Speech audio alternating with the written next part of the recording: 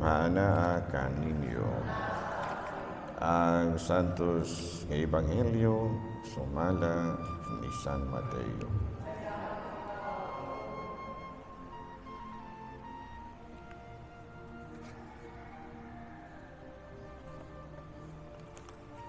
Si Jesus miingon sa iyang mga tinunan, "Pamati kamo, ako nagpadala kaninyo nga sama sa mga karnero, ngadto sa panon sa mga lubo.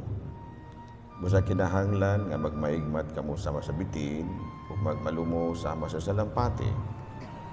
Pagbatay kamo kami mga tao niya nga mudako ug mutaral kaninyo ngadto sa hukmanan, ug latuson kamo nila sulod sa ilang mga sinaguga.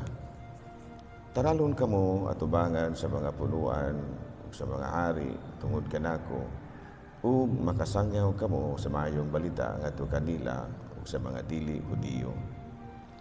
Kung taralon na kamo sa hukmanan, ayaw kamo kabalaka. Kung sa inyong isulti o usaon inyong pagsulti, kiinig abot sa panahon natagan kamo sa inyong isulti. Kaya mga pulo nga inyo unyang isulti dili inyo, kung dili iya sa Espiritu sa inyong amahan nga magsulti diha kaninyo. Itugyan sa mga tao ang ilang kaugalingo mga igsuon aron patyon ug mausab kini ang buhaton sa mga amahan ngadto sa ilang mga anak. Makigbatok usab ang mga anak sa ilang mga ginikanan ug ipapatay sila sa mga anak.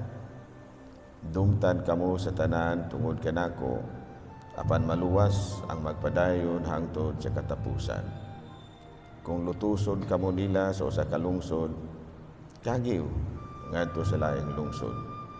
Sultihan ko kamo nga sa dili pa ninyo mahuman ang inyong buluhaton sa tanang lungsod sa Israel, muabot na ang Anak sa Tao."